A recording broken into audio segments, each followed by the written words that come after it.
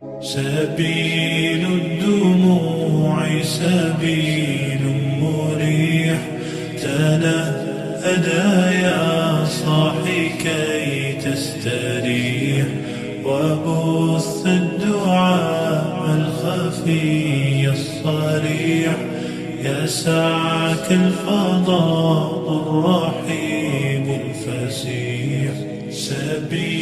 Assalamu alaikum wa rahmatullahi wa barakatuh. Right, so today's session, inshallah, we are going to speak about animals, right? Halal and haram with regards to animals. We are going to speak about ingredients. What are those animals that are permissible to eat? Animals are not permissible to eat, right? As we mentioned early on, okay? As we mentioned earlier, halal and haram is what? Is based on principles, not on, okay, my dislike or my likeness, what I like and what I dislike. No, they are based on principles. Similarly, animals, we will not say that only the animals that were eaten at the time of the Prophet ﷺ, these animals are permissible, and the animals that were not eaten not permissible. There are many animals that, okay, that we find here in this part of the world that was not present at the time of the Prophet ﷺ. If a person would discover an animal what in the jungle, right? You know, that animal permissible to eat or not. Understand, there are principles by which one can determine whether an animal is permissible or not. Alright? But before we go into that, there's a basic principle that states ibahatu al-asl. Al-asl fil ashya al-ibaha, meaning what? The default position with regards to what animals is that it is permissible to eat. That is the default position. Any animal, it is permissible to eat unless there's what? Proof and evidence stating otherwise. Unless there's clear proof and evidence stating that what? That animal is what? Haram. Understand? You're not going to look in the Quran and look for what? The names of the animals. We're looking up when the hadith never mentioned manikus, or how you can say the word haram. No. There are principles by which the permissibility and the impermissibility of the animals are derived. Right? That is what? Based on what? The hadith of the Prophet ﷺ is based on the Quran and based on the hadith of the Prophet ﷺ. And as we mentioned in the first class, that what? Not everything that is halal, everything that Allah Azza wa Jalla has made halal is obligatory for us to partake. No. Right? Many things that are halal, but we just don't eat it. Right? We just don't partake of it. Right? But what is important, whatever we partake of, whatever we do, every action of ours, it must be any halal and permissible. Right? And this goes to what? Eating. There are many meats, many type of what? Animals out there that jais and permissible to eat, but you don't have to eat it. Right? But if a person is what? Going to eat something, he must ensure that that animal is what? Is permissible. The laws of slaughtering and hunting, inshallah, we'll do that next week. Right? Here today's class is we're going to what? Discuss what the laws by which a person can determine if an animal is permissible to eat or not. Right? We was not going to ask what, what this fella is. We see him come today, alhamdulillah. Right? So at least the class would be interested. Right?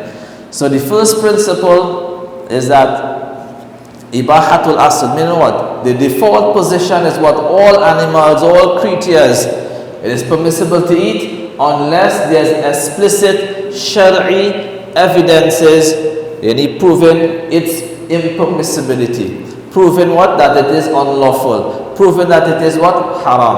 Alright? As we mentioned earlier, a person cannot say this is haram. What should that look in? That's haram. This isn't good, boy, this is halal. No, it is not likes and dislike, right? So inshallah we go to these principles, right? We're skipping some of these slides here, right? So we go straight to animals, right? There's a hadith where Nabi sallallahu alayhi wa sallam, he mentions, Naha Rasulullah sallallahu alayhi wa sallam an kulli dhi nabin min as-siba'. Nabi sallallahu alayhi wa sallam, he prohibited every predatory animal that has fang teeth, dhu nabin, canine, fang, sharp teeth. So from this hadith, a principle is derived. Every predatory animal that hunts its prey, right, that hunts its prey and has what? Canine or sharp teeth. So that you don't have to look for a listing. This is a principle. And if you look at this principle, we have what? The dog, we have the cat, we have what? The lion, tiger, monkeys, bears, all of that would what? Fall under this category. Right? A predatory animal by nature, and it has what? Sharp teeth. All of that what? All of the animals that comes under that it fits that criteria, it is what? Haram, impermissible, right? If a person looks at a camel has canine, not so? If you look at the camel what? Has canines, except that what? It is not a predatory animal, hence the permissibility. These two factors must be there, right? These two factors must be there. Once that is present in any animal, then that animal is not permissible to eat. That animal is haram. It is not permissible to eat, right? So that includes what? Lions, tigers, dogs, cats, monkeys. Maniku also, right?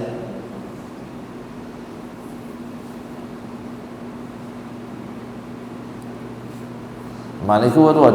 The other principles would come into play with the maniku also with regards to any being what? Filthy.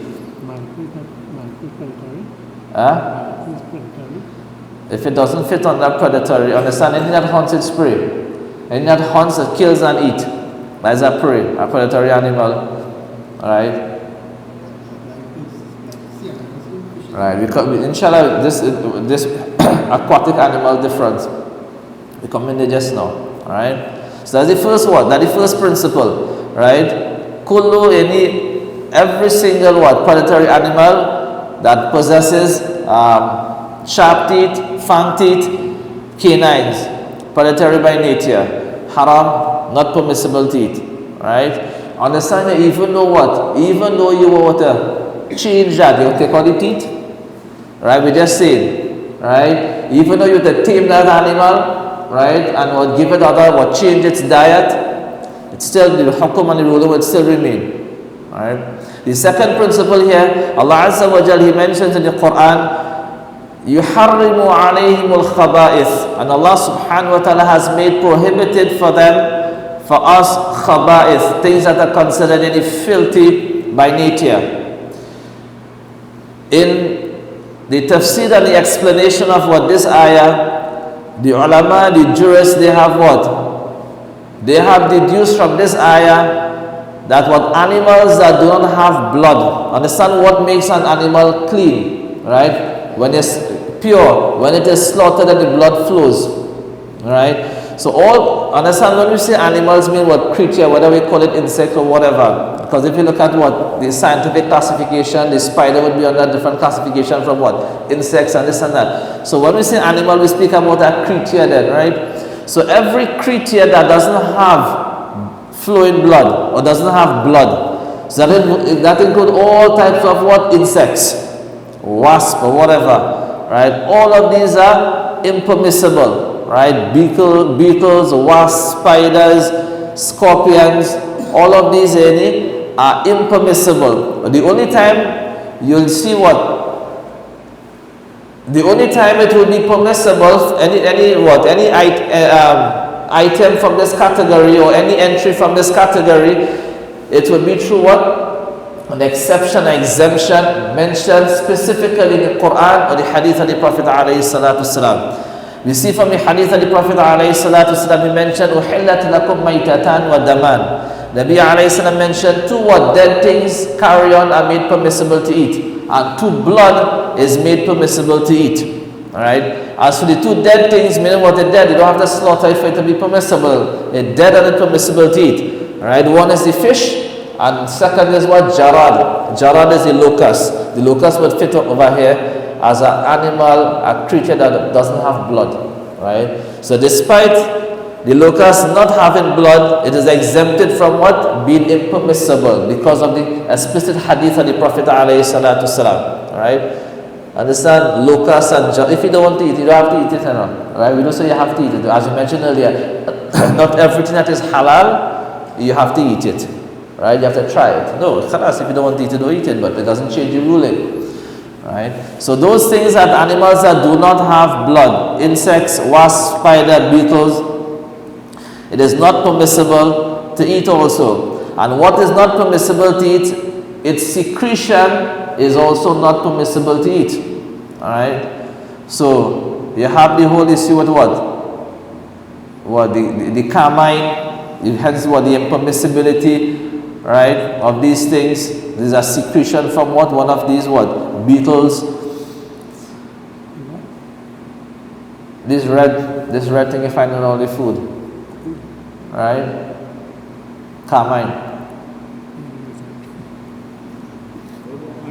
Right, very good. Right? Unless there's exception to the rule. Right? Unless there's what? Exception to the rule. And the exception of what? Not the honeybee, but the honey that comes from the bee, that is exempted. Otherwise, we learn from the Quran that Allah Azza wa Jalla describes what the honey as what? Shifa, as a cure, something what? Pure and clean as a cure. So it's permissible to what?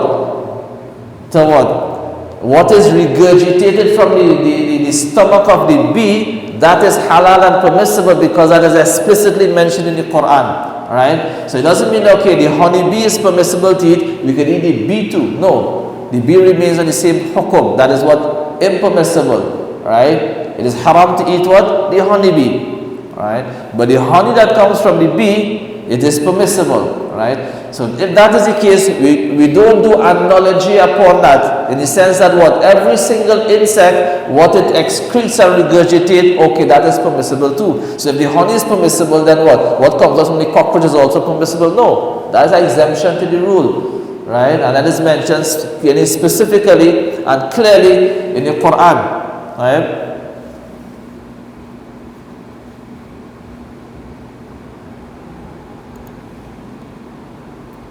And also, in the explanation of يُحَرِّمُ عَلَيْهِمُ الْخَبَائِث, and Allah Azza wa Jalla has made haram upon you filth, or things that are filthy by nature. The ulama, they mention also that what? Animals that do not have flowing blood. They do not have any flowing blood. So in this category, you have all what the reptiles and amphibians in this category.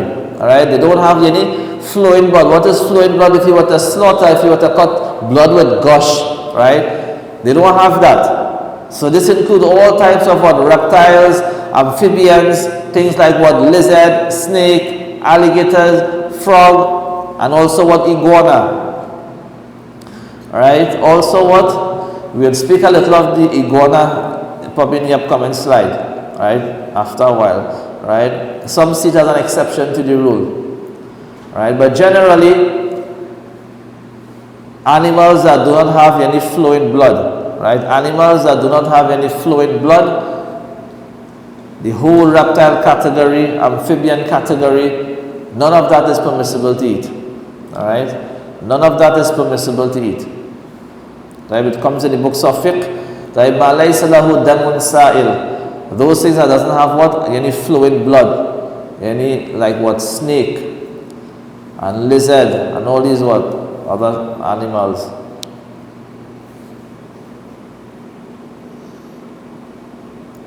Right. And we continue. Right. The fourth principle based on the same ayah. وَيُحَرِّمُ عَلَيْهِمُ الْخَبَائِث, and Allah Azza wa Jalla has made prohibited for them khaba'ith, things that are filthy by nature. Right? So an animal filthy by nature, that is also what? Haram to consume. Right? So this includes all types of what? Scavengers, pests. Right? Because of what? Their natural diet is what? It comprises of any filth and impurities. So this includes what? Rats, manikou, tattoo, vulture, and you could what? Add to that list, right? The diet of that animal is things that are impure and filthy, right? Understand? This is by nature. So if you take a rat and you cage a rat and you feed that rat nuts and almond and whatever, it doesn't change the ruling. By nature, that is a filthy animal, right? So the ruling would remain. Similarly, if a person takes a manicure, right, and gives it a clean diet, a pure diet, it will not change the ruling. It will remain impure, right? But I don't know how people is eating manicure, boy. You know what that is eat? The filthiest. That is the diet of what the manicure, alright?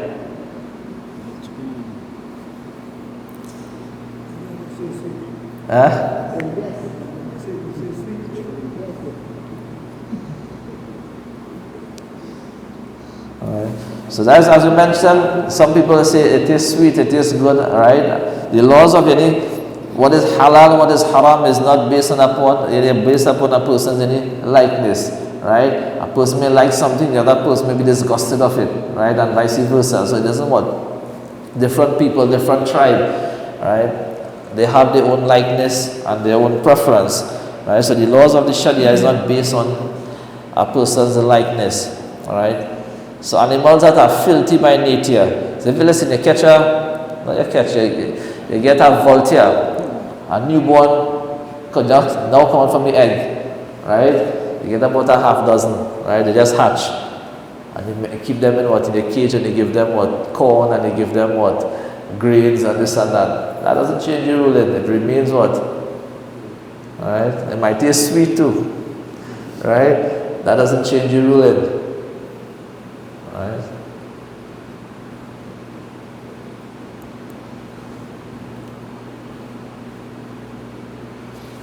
Right, and there are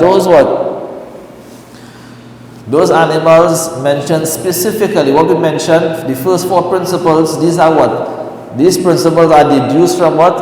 The hadith of the Prophet ﷺ, the Quranic text, right? But sometimes you'll find in the Quran itself, the hadith itself, the animal mentioned explicitly.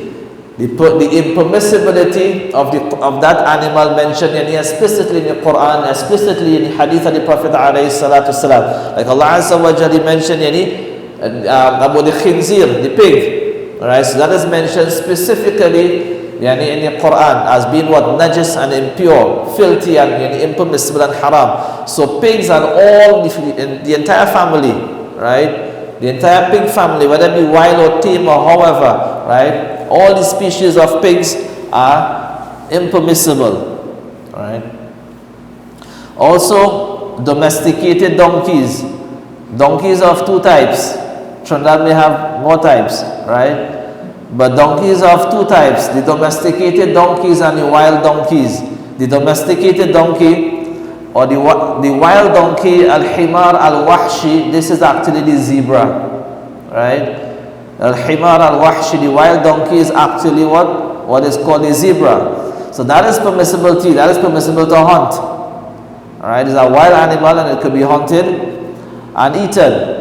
As for what? The domesticated donkeys, then that once upon a time it was made permissible to eat, then that law was abrogated and it became what? Impermissible, haram to consume, right? So the domesticated donkey, that is what clearly mentioned in the hadith of the Prophet ﷺ. Now we go back to the iguana, right? The books of hadith makes mention of what? The word dab. Dab, which normally translates as what? Iguana, right? There are what? Two types of, two sets of ahadith. The Prophet ﷺ, some indicate towards the permissibility of a dab, right? And which is iguana, and some ahadith indicates towards what? Its impermissibility, right? Its impermissibility, and some hadith indicate towards its permissibility. It was eaten in front of the Prophet ﷺ, and he didn't object it, right? And other hadith where he rebuked Aisha radiallahu ta'ala anha for even what? Not even eating, but giving that to someone to eat. Alright?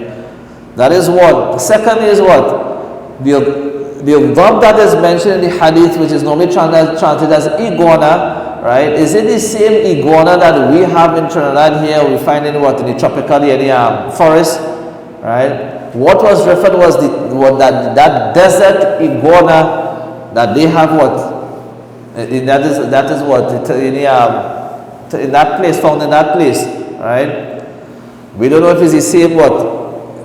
If it's the same green iguana that we have over here, we can't say that the dog and the iguana that Nabi Islam he spoke about, right, refers to the iguana that we have here, right? Nevertheless, whether it be the same family, right, there still remains what? Two sort of conflicting ahadith, right? Some ahadith shows or indicates towards it's what? Permissibility, and this is the view of some of the imams, right? And some ahadith, it shows what? Indicates towards it being what? Impermissible. And this is the view of the Hanafi madhab, which is closer to ihtiyat and more precaution. Right? So this is the legal stance of the madhab, that the Hanafi madhab, that iguana is not permissible to eat. Right? And this is also derived from what? A ruling where there's normally from a hadith you see what? Hurma on one side, prohibition on one side, and you see permissibility on one side. If there seems to be what? An apparent what? Contradiction, then what? The safest thing is to what? Adapt the view that it is not permissible, right? And refrain from it. And this is the stance of the Hanafi ulama. Like in that situation, if somebody say, okay, some hadith say permissible and they eat it, then would that be considered a sin or? See, at the end of the day, a layman just can open the book of a hadith and what? And derive rulings, right? A person is either what? He's a mujtahid or a muqallid, right? A person is a what? He's a mujtahid, he's an imam himself. He can what? He deduce laws from the books of hadith and fiqh, right? He can do that on his own, or he cannot do it. And if he cannot do it, then his role is to follow somebody, right? A person just open the book of hadith, okay, this is permissible and what he eat, that person just following his own nafs, right? That person cannot interpret profane evidence, he cannot do that, right? So two groups of people. One is what? If it what? You can deduce what? Laws directly from the Quran and hadith, and khalas, you don't have to follow anybody, right? And we don't know anybody like that, living today. Right?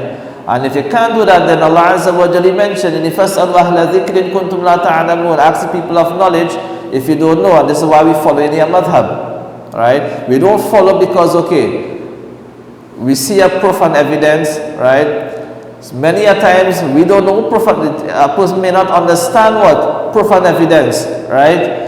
This is the evidence for the next madhab, the next one. This imam, this is his proof, this is his evidence. We don't understand it, right? So it doesn't mean that if you don't understand it, it means that it is wrong. So at the end of the day, you have what? A person, as you mentioned, either he's a mujtahid, he can deduce the laws of halal and haram, he can deduce what? From the Quran and the Sunnah, the Prophet ﷺ, every aspect, right?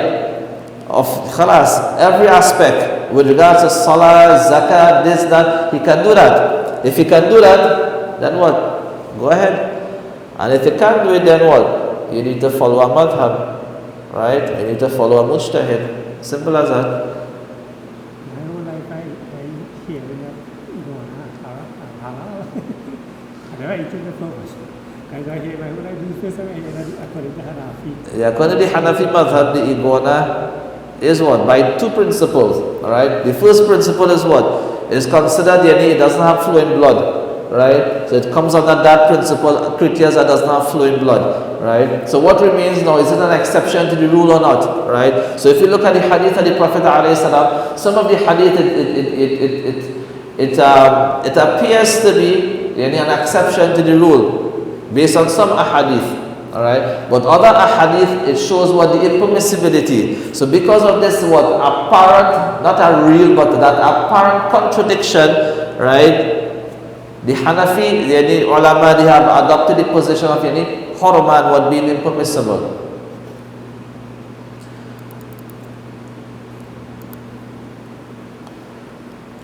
Right. We leave out any animals unclear? We go to the birds now. Before we go to the birds, any other animal unclear? The pig? That's the clearest one. We say the pig and all species of the pig, the entire family, and all species, the wild, the tame, however you call them. And some people gonna say it tastes good, right? That doesn't matter.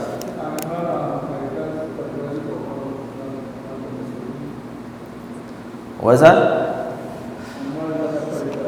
That is what the first principle, right? We did what? 5 principles. The first one you mentioned, and the predatory animals by nature that hunts using it. Not hunt using, but that predatory animal that has what? Sharp teeth, fang teeth, canine teeth, or sharp front teeth.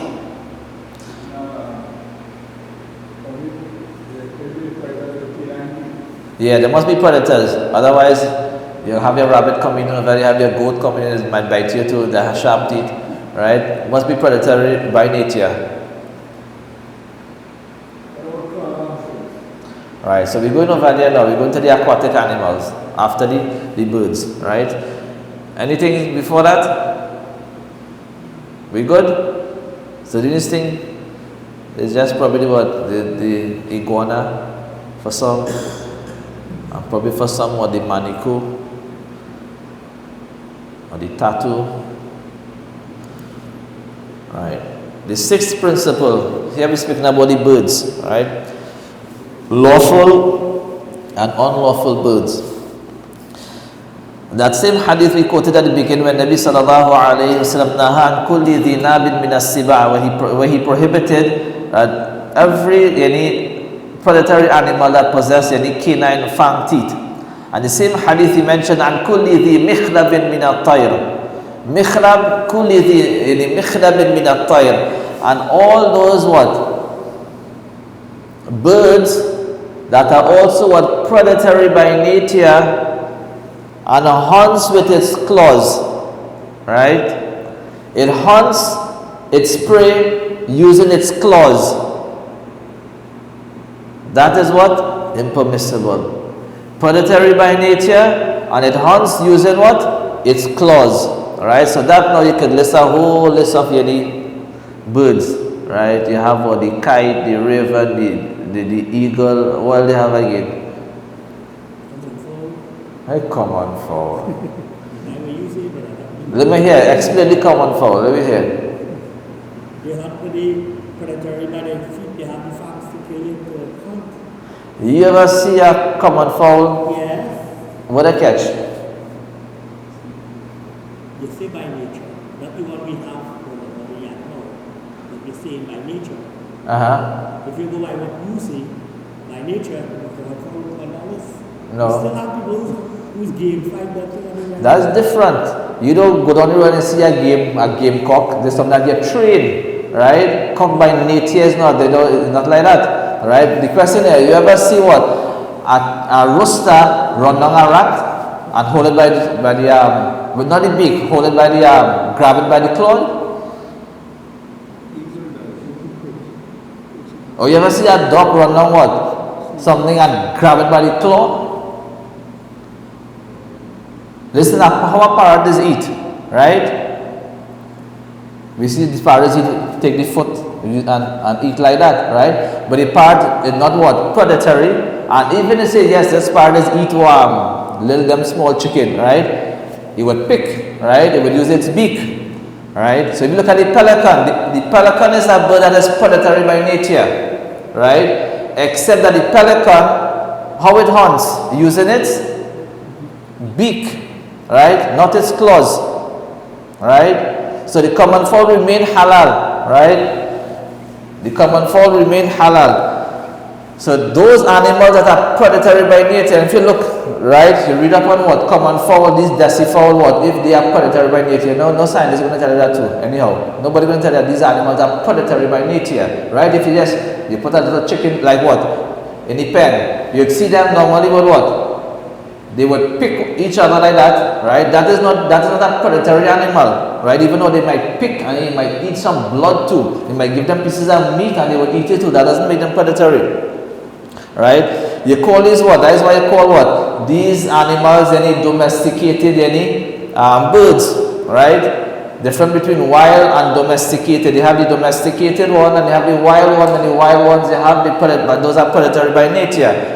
Right, and they have the ones that are not predatory by nature, like pigeons. Pigeons are wild, right? Dove, these are wild, right? But they're not predatory by nature. So these birds are permissible to eat. All right. So look at the two things over here. They must be what? Predatory by nature. Understand predatory by nature. This is how they live, right? They pounce, they kill other what? Creatures to survive. All right.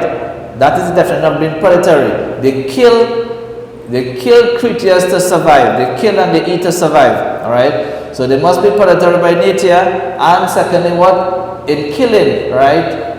When hunting, its prey, it uses its mikhlab, its claws, and not its beak or its wing or whatever. Alright? So once these two factors, these two characteristics found in a bird, then that bird is what? Not permissible to eat.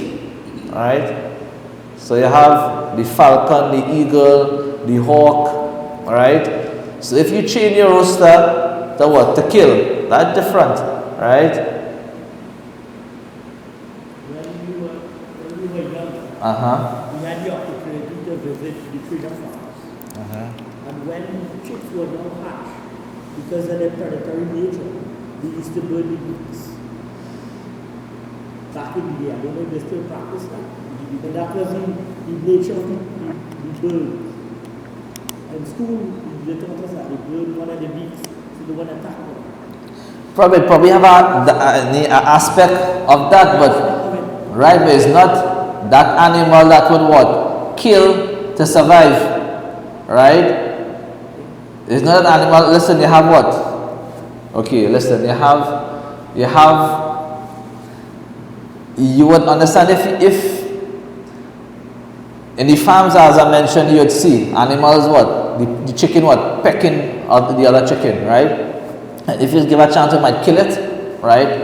And might eat from it, right? But that is not what? How you call it? The main characters of these animals over here, right? They feed on seeds, they feed on grains, they feed on this, they feed on, right? They're not predatory by nature. They probably have a little aspect of that, right? But they are not predatory animals, not by any definition. That is only we talk about is the layers. That is only about the layers. Because the layers, they can produce whatever a meal. Right? So they lack certain properties. Right? They lack. What is the lack? So they become birds. Or small age. Yeah. No, I heard it, right? No, but under natural conditions, right? So they beat them because why? They lack protein and all. So they beat them, so they won't pick on them. Hence, don't need the males to layers. Right, understand? It's not by nature as well. Right, understand something? A human being, understand, naturally they do certain things, but under certain conditions, the eating people do. Right? So we wouldn't say, okay, the human being, okay, they are, how you call this, they are cannibals, right? But yes, it could happen to certain tribes, certain people, or under certain any situation, they can do it, but naturally, it's not like that. Alright? So that's what we have pretty good in layers. What chicken is doing? Yeah, but let me just say, just say you have 2 layers in a pen. Just say, and you feed them, right? Yes, you just feed them, right? What is, okay, how about 3 or 4? Where is it possible that, okay, you go, you feed them at all and they start what? Feeding on each other. When you go in my family, 5 at one time? Right? You will find one preying on the next one and eating and what? To survive. That is not a chicken by nature.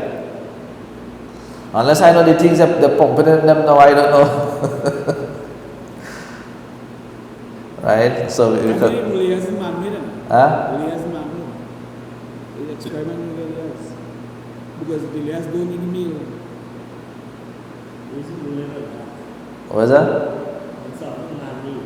I mean, I say layers are man-made. They're not genetically created. First, that if that is true, that is proven. No. Okay. Example 4.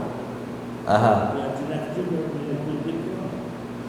Right, so all these things, what? It mean what? It has what? Yes, you have harm, you have benefits and that, but they say what? If it is permissible to eat or not, it is permissible to eat. Right? So GMO foods are permissible. It is permissible, but a person, you look at your health, right? A person look at their health because it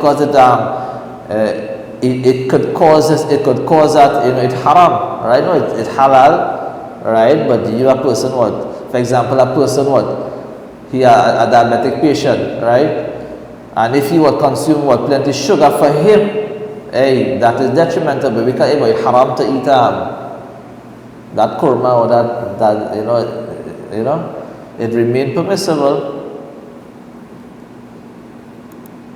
Right now we have what you call in jalala. Jalala is that animal permissible by nature, not by nature, by definition of the Sharia.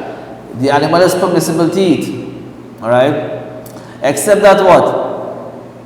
It occasionally feeds on filth. You understand?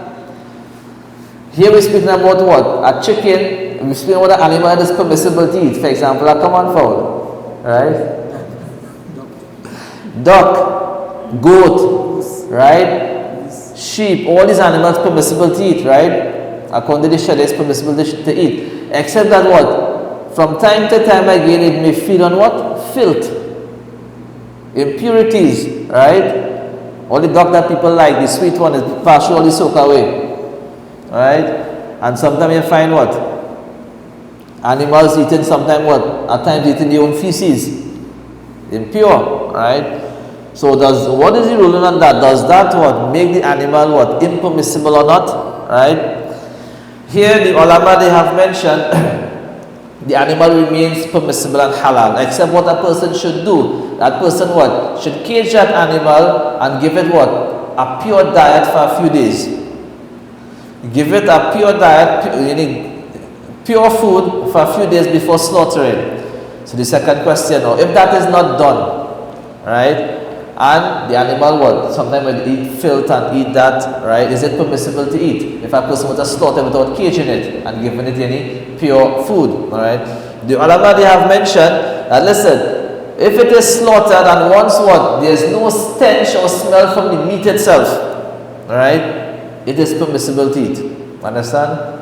But we speaking about eating what? This and eating that. Listen, the chicken it is being eaten, right? The feed that what? That we give the chicken, a percentage of that feed is from filth.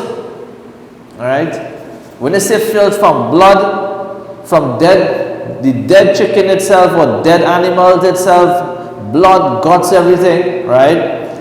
A percentage of that is mixed, that is your protein. That is mixed in the feed. Right? The last time I checked was probably 1 to 40, right? 1 bag of that, right? Meaning the contents, 1 to 40 of what? In the pure stuff, the pure ingredients, right? 39 and one of this, make it 40, right? So there's still all the pillar that you buy outside there, there's an element of what? Impurities and najasat in that, and that's what we feed the animals. Nevertheless, it will still be permissible to eat. Why? Because normally when it is slaughtered, you don't get that smell from the meat.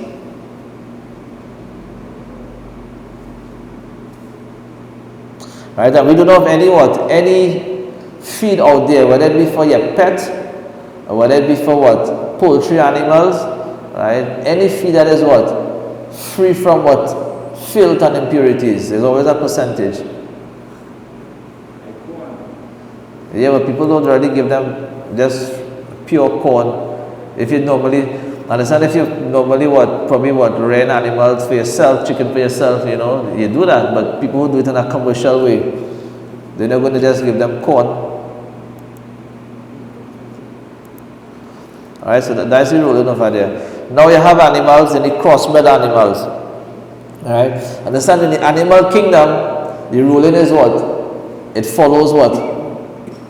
The ruling of the mother. Right? Yes. We would what? The lineage would go from the father. Alright?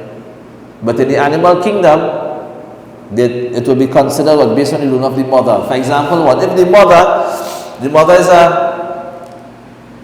a donkey and the father is a horse, right? So to mention in the horse meat permissible to eat, alright? It's permissible or not based on the principles that we mentioned? Horse permissible to eat? No. Horse have canines, causes haunted spirit. I told her about the split hoof and the wrong hoof.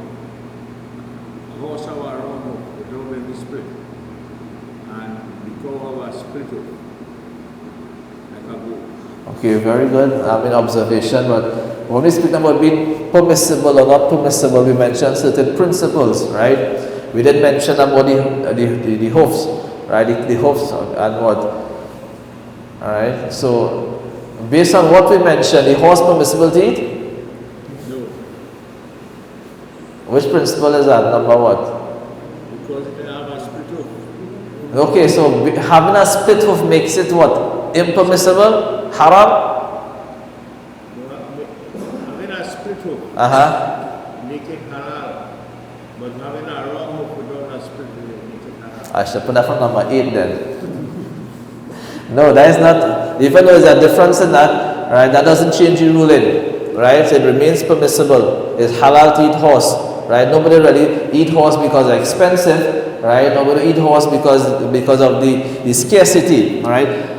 Yes, in the books of fiqh, our books of fiqh, they mention it as makruh and dislike to eat horse. According to Imam Abu Hanifa, rahimahullah ta'ala, he mentioned it as what? Makruh and dislike to eat horse meat, right? But he mentioned why it is makruh and dislike, not because the animal is haram or not lawful, no. Horse is what? Alatul jihad. This is what you're going to use to what? To protect the Muslims, protect your army. This is your Billy army. This is what? Hey, this is your army tankers. This is your conveyance. This is your horses. Right? This is not eating your horses. What's going to happen? You have no army.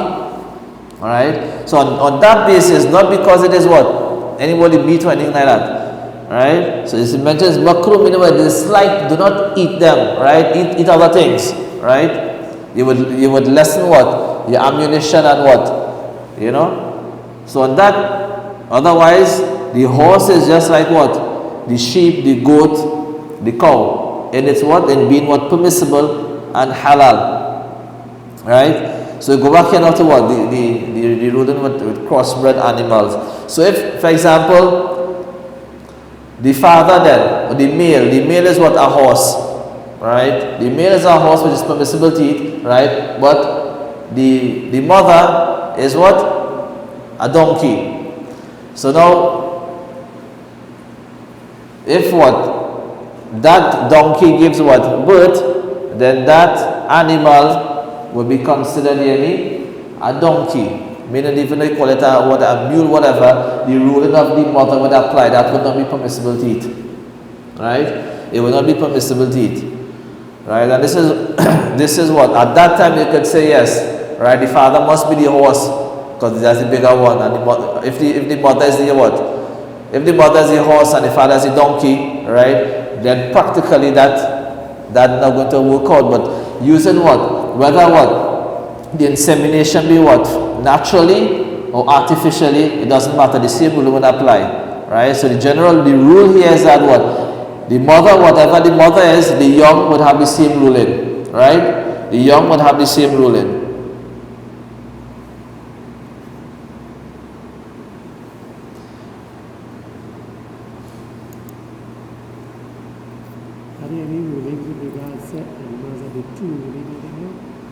Okay, before we go to that, listen, a person was that not really applicable now, right? I mean, donkey and what?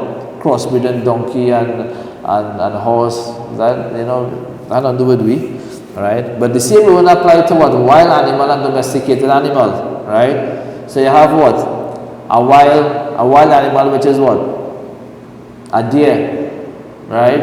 And you have a domesticated animal, which is what? A goat. So between a crossbreed between deer and goat, now that young, it would be halal and permissible, because both animals halal and permissible. Here now, can you use that animal for qurbani? Right, so that would come in over there. You can use wild animals for qurbani. Right, so you need to, okay, which, if the mother is what? If the mother is a deer and the father is what? The goat, then that animal, though permissible, it cannot be used for qurbani. Why? Because it's a wild animal. Right, cloning, what is that? Understand, all these things what? All these things what? It permissible in the sense there is no prohibition, right? Animals who have a lineage and nasab, right? As opposed to human beings. Allah Azza wa Jal mentioned, "Ud'uhum li aba'ihim," and call them by the names of their fathers. They're connected to their fathers, right? So with regards to vegetation and animals and this and that, right? All these type of what? To improve and enhance any production, there's a certain level in that. The only thing is what? The medical any aspect of it, right? The adverse effect it could have any on a person. Otherwise, it remains permissible. So, animal cloned, right, and slaughtered according to the laws of the Sharia, then that animal is what? Permissible. Now you have what? You have lab meat. People growing meat in the lab. Right, lab grown meat, what is the ruling in that? It is halal, is permissible, understand? You're not going into that, but listen, what is the ruling there? Then simple, the ruling what? If it is what? If it came from what? The stem cells came from what? That meat which was slaughtered according to the laws of the Sharia, then that lab meat would be jaiz and permissible. Right? This is how you make it, from stem cells. So if that was taken from any meat that was any that is halal, then khalas, that would also be halal. Right? Right. We're going to what? The sea. Right? Aquatic any animals. Oh, I want to stop over there. We have 5 minutes. I'll ask questions and we'll go to the sea. Or we finish it off. Let me hear.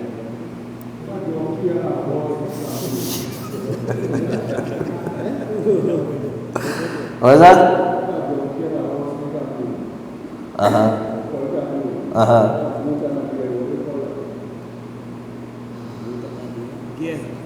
We need to do some research. Right, as you mentioned, listen, it will follow what? The mother. So whatever the mother is, that will be the animal. No, what do we call it? We call it. Right, so we continue it. Any questions? Right, with regards to any aquatic, any animals, we call it animals, creatures. According to what the Hanafi madhab, only what? The fish is considered any permissible. And this there are differences of opinion amongst the imams, the ulama, the jurists, right? But according to what the Hanafi madhab, the only sea creature or the only creature that lives in water that's permissible to eat is the samak, the fish, alright, is the fish. So I think this is what we understand, that not too difficult, right? But sometimes with the issue of the shrimp will come up, right? And okay, sometimes the lobster, but most of the shrimp, right? Understand? Any Hanafi madhab, only what? The samak. The samak is what? Any shrimp. Samak is what? Fish. That is considered they need to be permissible, right? And it is based on what? Certain what? Quranic verses and a hadith also, right? The issue with the shrimp is that some scholars, they consider it to be what? A fish, and some small Hanafi scholars, they consider to be what? A fish, and some consider to be what? A non-fish. That is why you have the difference over here, right? So those who consider to be a fish, They say it is halal and permissible and jais.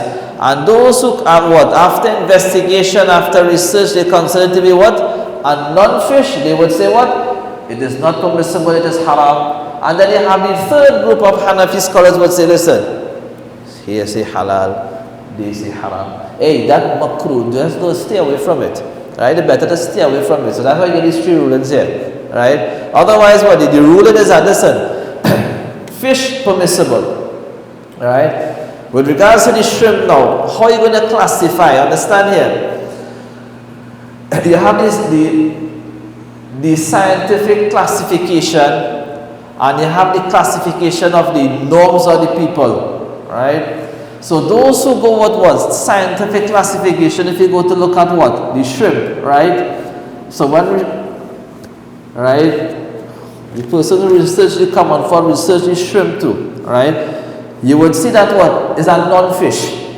Scientific classification, non-fish, this are that, right? So those who go with that classification, they would say it is not a fish, hence it is haram, right? Huh? Yeah. Right?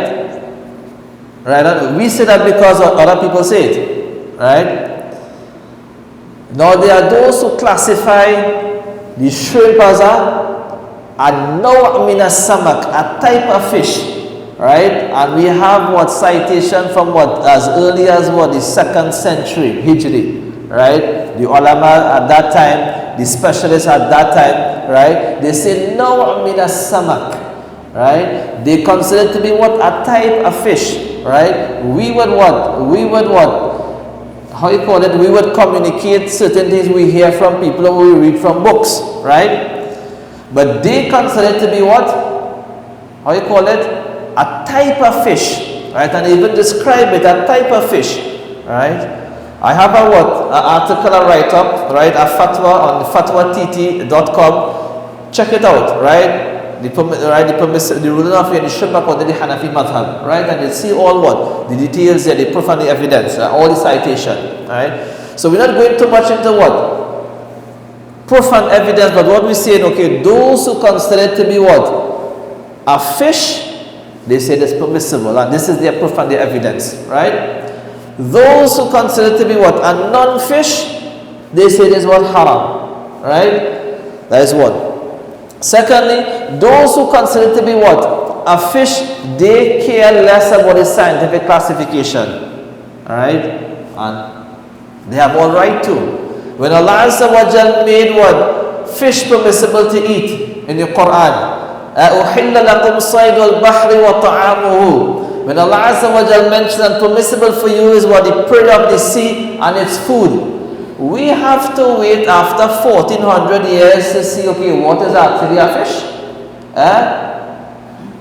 We don't have to wait. What the people at that time didn't have to wait. A time would come. They would be scientists. After 1400 years, they would tell you what to eat? No. Right? So what they consider a fish, that is a fish.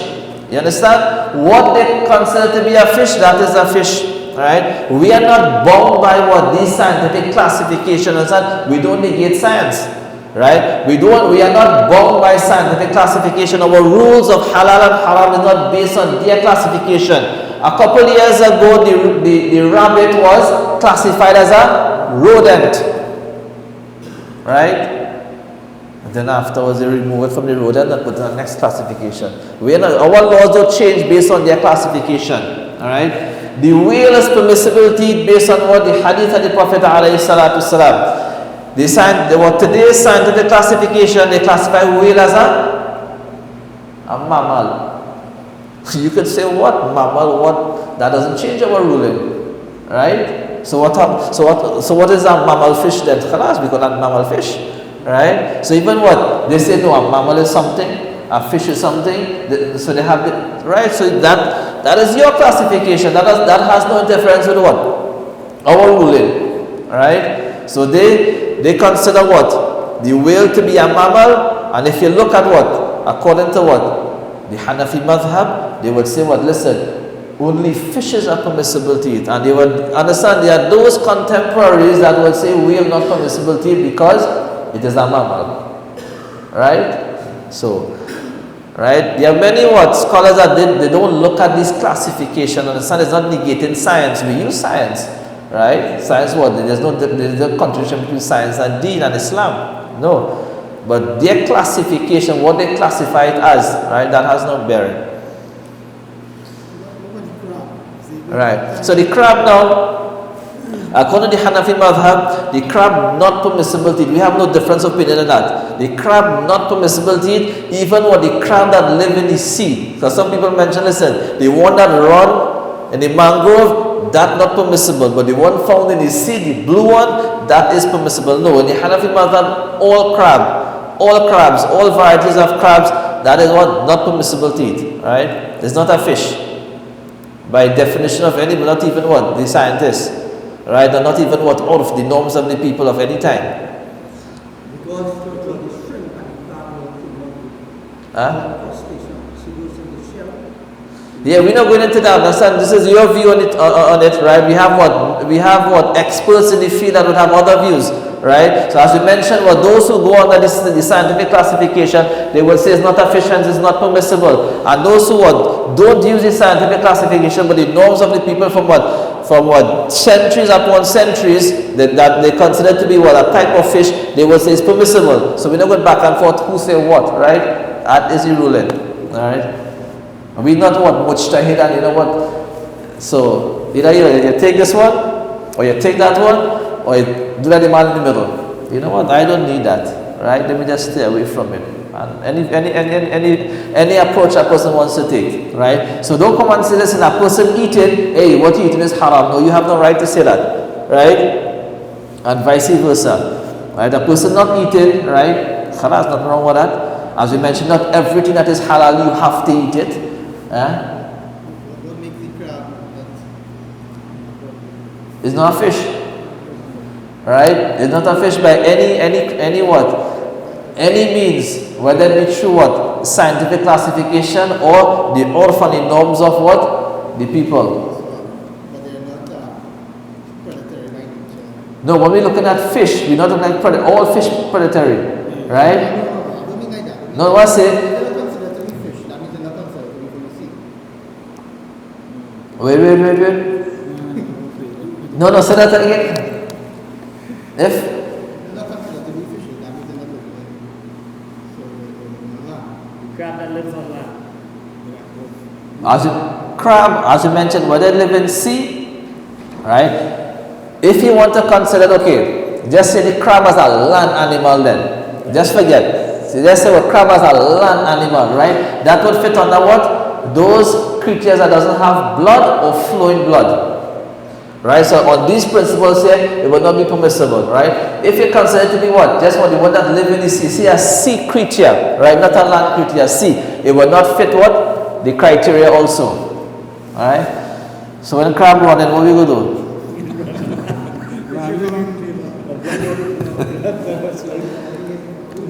Alright, so at least we have a little clarity on the iguana and the crab. I don't think people did manicure here, so. Right, the turtle that is amphibian?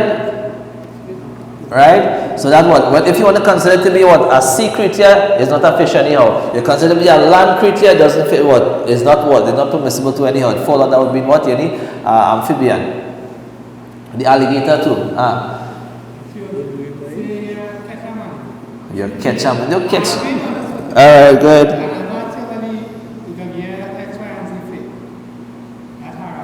I understand if the animal itself is not permissible, right? Not for me. Yeah, right.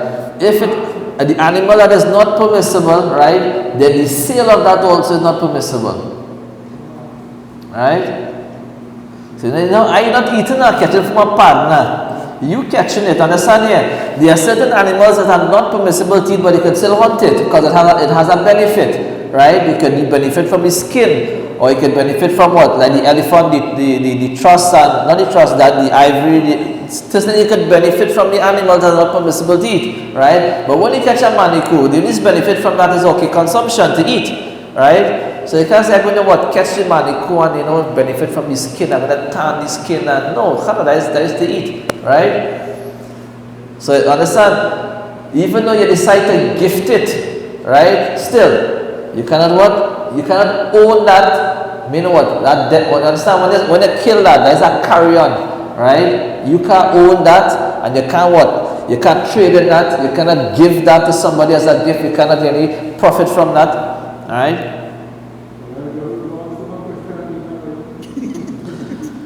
No, at least the question them asked, you know, the one with the question you asked was a difficult one. Right? So let me see. We just have one again and we finish. Right? Because we start the topic anyhow. Right? A samak at-tafi, a floating fish. Fishes swim, right? When you see a floating fish, we're speaking about a fish that what dies naturally, right?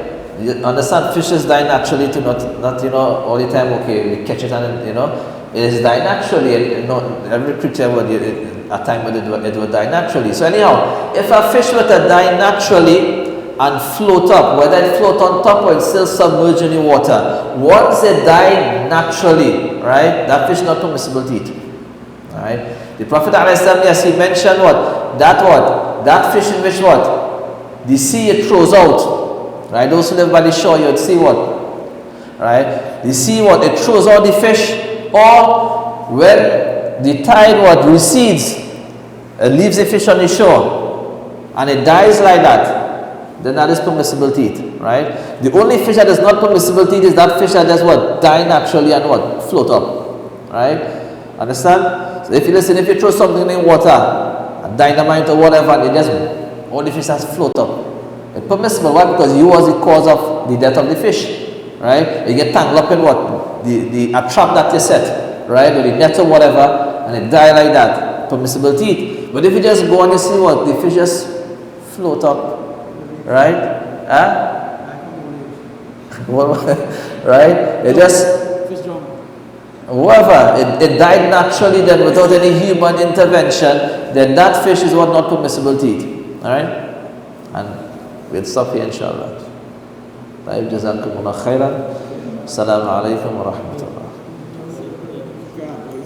Next class inshallah we'll speak about the laws of slaughtering and hunting.